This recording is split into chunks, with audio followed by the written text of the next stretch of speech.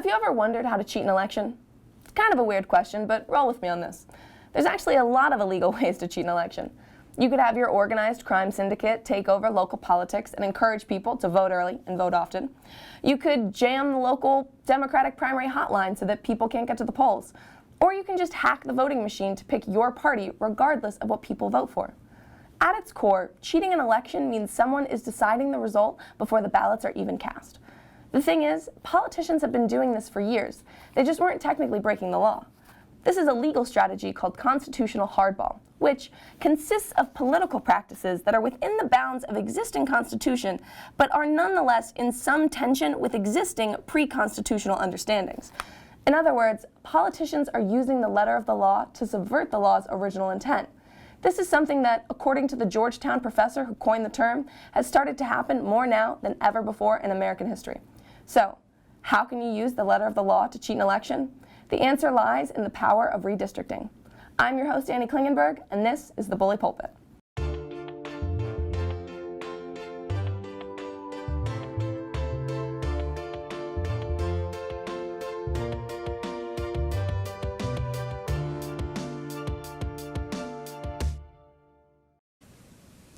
Of course, redistricting is democracy at work.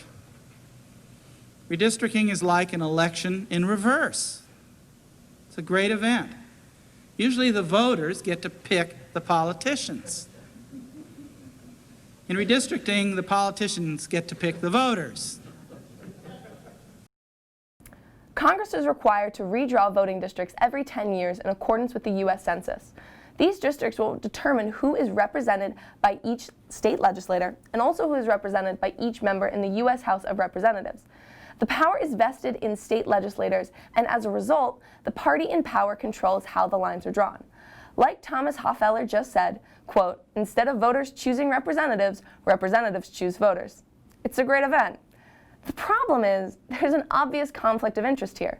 The people in charge of drawing the lines have a vested interest in the result of the election, so they can come up with some strategic ways of drawing the district lines so that their party stays in power.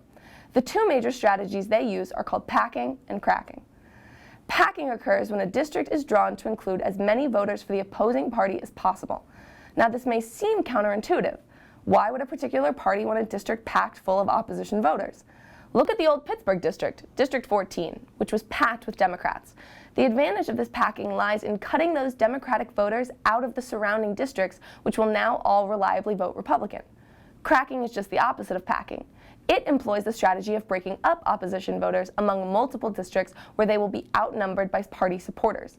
Look at the city of Harrisburg in the old PA map. It contains thousands of Democrats, but it is strategically cracked in half so that the population of blue voters are drowned out by the sea of red voters around them. Notice how the process draws districts that end up in weird shapes. Look at the 6th district from the same PA maps, which ended up looking like a weird crab claw. And its complementary pair, the 7th district, has been nicknamed Goofy Kicking Donald Duck. In fact, the term gerrymandering was coined in 1812 after Massachusetts Governor Elbridge Gerry created a district that many thought looked like a salamander. Partisan gerrymandering is cheating elections. It determines the result before people have the opportunity to vote one way or the other. And in Pennsylvania, it has affected the last couple of elections. Despite the fact that the map looks really red, the great state of Pennsylvania technically has more registered Democrats than Republicans. In 2016, Trump won by less than 1%, with 48% of people voting Republican, but the state house was 60% Republican because of the way the maps were drawn.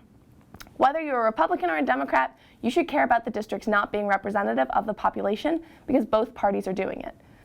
A year ago, the Supreme Court heard cases on partisan gerrymandering from both sides of the aisle. In Maryland, the districts were drawn so they reliably produced 7 Democrat districts and 1 Republican district. And in North Carolina, the maps were drawn so they reliably produced 3 Democrat districts and 10 Republican districts. Except before 2010, in North Carolina, the districts were gerrymandered the opposite direction. So the state reliably produced 7 blue districts and 6 red districts. The gerrymandering is what determines the outcome here, not the election, which is something the Supreme Court admitted in the majority opinion, saying, quote, "The districting plans at issue here are highly partisan by any measure." But when the Supreme Court was asked to intervene in the gerrymandering case, they stated it, quote, "beyond the reach of the federal court." They left it up to the state courts and legislators to solve the problem. a lot of people didn't agree with the decision. It was a 5-4 vote, and Justice Kagan's dissent was pretty passionate, saying, "Gerrymandering is, as so many justices have emphasized before, anti-democratic in the most profound sense. Everything possible has been done to create a world in which power does not flow from the people because they do not choose their governors. Of all times to abandon the court's duty to declare the law, this was not one. With respect, but deep sadness, I dissent." Like Kagan and the justices who dissented, most people are against partisan gerrymandering. A poll administered bipartisanly by the Campaign Legal Center showed that about 70% of voters would have supported the U.S. Supreme Court establishing clear rules for when gerrymandering violates the Constitution. And from Ronald Reagan to Barack Obama, senior members of both parties have spoken out against it. So if the public hates gerrymandering and the upper echelon of elected officials hate gerrymandering, why does it still happen? Well, the problem is the same people who hold the power of redistricting are the ones who would have to rewrite the law that takes the power away from them.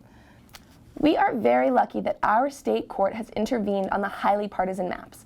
In 2018, the Pennsylvania Supreme Court judge heard a case on the current district maps and forced the legislature to redraw them, stating, "It is a core principle of a Republican form of government that the voters should choose their representatives, not the other way around," which changed the maps from crab claw hugging, goofy kicking, Donald Duck looking districts to districts that looked, well, like districts.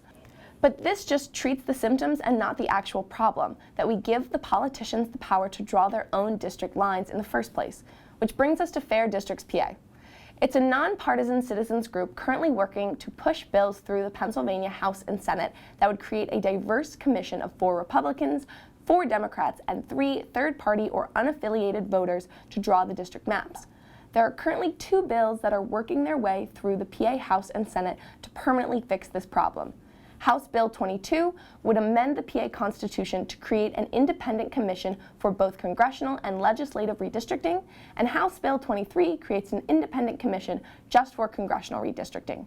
In order to get both of these to pass, they will need public support. So reach out to your representative and ask them to support your bill.